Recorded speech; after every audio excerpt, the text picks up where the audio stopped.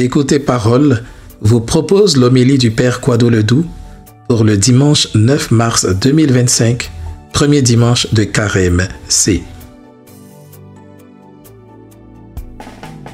La première lecture est tirée du livre du Deutéronome, chapitre 26, versets 4 à 10. L'offrande du Juif doit toujours être accompagnée du souvenir des actions du Seigneur en faveur de son peuple.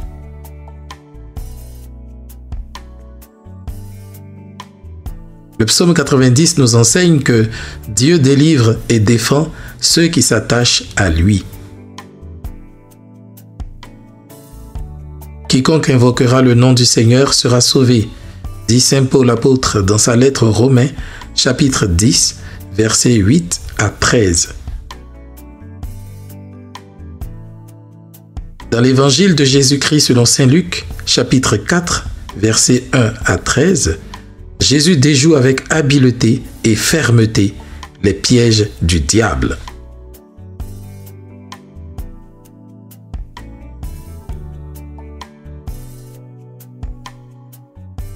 Dans la tradition de l'Église, le temps de Carême est le temps privilégié offert aux baptisés afin qu'ils redécouvrent les réalités et les engagements de leur baptême. Quelques instants avant notre baptême, nous avons été invités à renoncer à Satan, puis à proclamer notre foi. Ce sont ces éléments de renonciation à Satan et de profession de foi que la parole de Dieu de ce jour nous permet de redécouvrir. Dans les premières et deuxièmes lectures, il est question de profession de foi, tandis que l'Évangile parle de renonciation à Satan. Le temps de Carême est un temps de dépouillement et de renoncement qui nous entraîne avec Jésus à mener ce combat contre la tentation et à réaffirmer notre foi, c'est-à-dire notre attachement à Dieu. 40 jours de tentation non-stop au désert, tout seul. Mais pas vraiment seul, puisque Jésus y est avec l'Esprit. Cette épreuve commence après le baptême de Jésus, comme pour dire que c'est après le baptême que commence pour nous le véritable combat spirituel.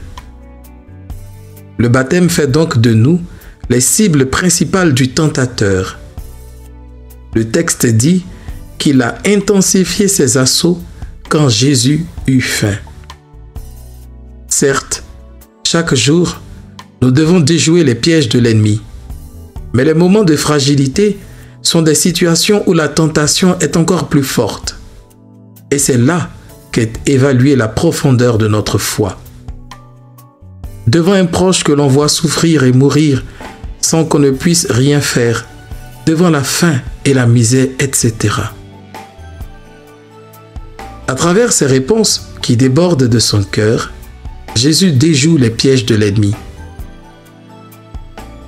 Elles rendent compte de son attachement au Père. Effectivement, c'est à l'égoïsme que le tentateur veut nous pousser, à cesser de penser à Dieu et à ne penser qu'à nous seuls. Le monde aujourd'hui n'est-il pas dans le creux de la vague de la tentation quand il prône un humanisme sans Dieu? Dans ses réponses, Jésus ramène toujours à Dieu. L'enjeu est donc clair. Dieu ou moi? Vas-tu continuer à penser à Dieu alors que tu souffres, que tu n'as rien, que tout le monde t'écrase et t'abandonne pour cette raison?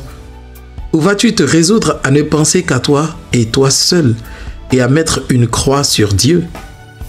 Voici l'enjeu de la tentation. Alors, quelle est ta réponse? Quel est ton choix?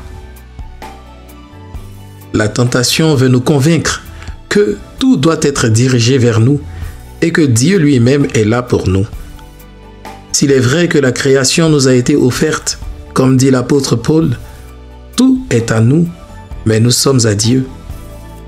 C'est dans la parole que nous pouvons puiser la réponse de foi, car chaque fois que Jésus repousse l'adversaire, c'est en s'appuyant sur ce qui est écrit. Connaître la parole de Dieu nous en nourrir chaque jour nous donne les forces contre l'ennemi. Mais attention, le tentateur aussi connaît la parole et s'en sert pour nous induire en erreur. N'oublions pas que c'est le malin, le menteur, et qu'il est capable de broder le faux sur le vrai. Dans la troisième tentation, il cite un verset du psaume 90. Ce psaume, nous le récitons régulièrement avant de dormir. La véritable connaissance et la véritable application de la parole de Dieu ne sont possibles qu'avec l'Esprit de Dieu, l'Esprit Saint. N'oublions pas que Jésus est au désert avec l'Esprit. Par conséquent, en marchant toujours avec l'Esprit, nous aurons une foi authentique, enracinée dans la parole et forte contre les tentations. Puissions-nous, avec Jésus et par la grâce de son Esprit, planter dans ce monde aride les arbres florissants de notre foi baptismale, qu'ils soient irrigués de la parole de Dieu et orientés vers son Créateur. Le monde alors se tiendra toujours sous l'abri du Très-Haut et l'ennemi, vaincu, s'en éloignera. Que ce temps de carême nous procure ses fruits spirituels.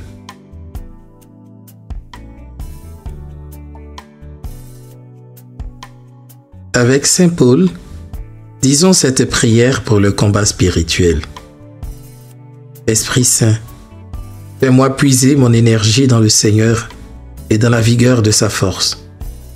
Que je revête l'équipement de combat donné par Dieu, afin de pouvoir tenir contre les manœuvres du diable. Car nous ne luttons pas contre des êtres de sang et de chair, mais contre les dominateurs de ce monde de ténèbres, les principautés, les souverainetés, les esprits du mal qui sont dans les régions célestes. Pour cela, arme-moi de l'équipement de combat donné par Dieu. Ainsi, je pourrai résister quand viendra le jour du malheur et tout mettre en œuvre pour tenir bon. Oui, que je tienne bon, ayant autour des reins le ceinturon de la vérité, portant la cuirasse de la justice, les pieds chaussés de l'ardeur à annoncer l'évangile de la paix et ne quittant jamais le bouclier de la foi qui me permettra d'éteindre toutes les flèches enflammées du mauvais. Donne-moi le casque du salut et ton glaive, c'est-à-dire la parole de Dieu.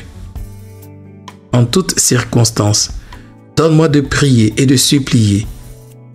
Garde-moi éveillé, assidu à la supplication pour tous les fidèles.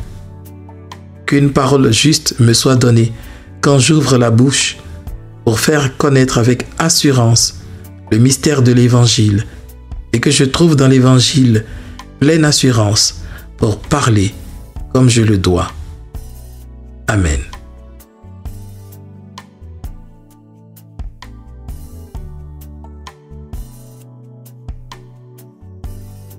Pour mettre en pratique la parole de Dieu, je te propose de lire l'ouvrage d'Henry Nouwen intitulé « Au nom de Jésus, réflexion sur le leadership chrétien ». Cet ouvrage nous propose une méditation originale sur les tentations de Jésus, aux éditions Salvator. Tu pourras en discuter avec d'autres amis ou tout simplement partager ce que tu as retenu de ce livre dans les commentaires de ce podcast.